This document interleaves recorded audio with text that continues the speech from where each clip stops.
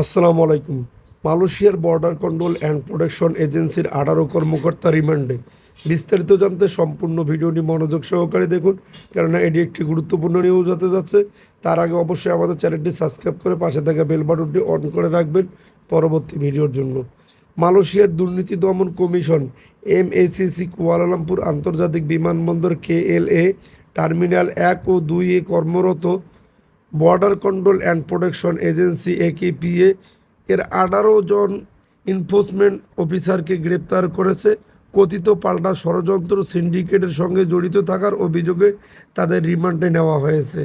শুক্রবার AKPS এর মহাপরিচালক দাতুক সেরি মোহাম্মদ সোহাইলি মোহাম্মদ জেইন গ্রেপ্তারের বিষয়টি নিশ্চিত করে বলেছেন, সংশ্লিষ্ট কর্মকর্তা কুয়ালালামপুর আন্তর্জাতিক বিমানবন্দরের KLI টার্মিনাল 1 ও টার্মিনাল 2 এ কর্মরত ছিলেন। তদন্তের ফলাফলের জন্য আমাদের অপেক্ষা করতে হবে।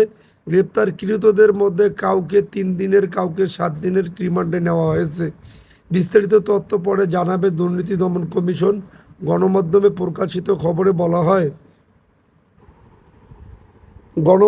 প্রকাশিত খবরে বলা হয় বিদেশিদের দেশে প্রবেশের ক্ষেত্রে নিয়ম ভেঙে অনুমতি দেওয়ার জন্য সিন্ডিকেট সক্রিয়।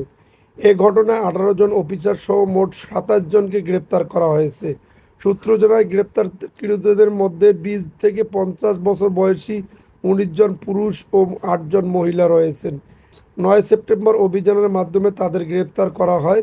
অভিযানে 34টি ব্যক্তিগত অ্যাকাউন্ট এবং 1 মিলিয়ন রিঙ্গিতেরও বেশি মূল্যের 6টি কোম্পানির অ্যাকাউন্ট সহ 40টি ব্যাংকিং অ্যাকাউন্ট জব্দ করেছে। আইন বিশেষজ্ঞ ডক্টর রহমান ইসমাইল মনে করেন, এই গ্রেপ্তার মালয়েশিয়ার সীমান্ত ব্যবস্থার নিরাপত্তা কাঠামো নিয়ে গুরুতর প্রশ্ন তুলেছে।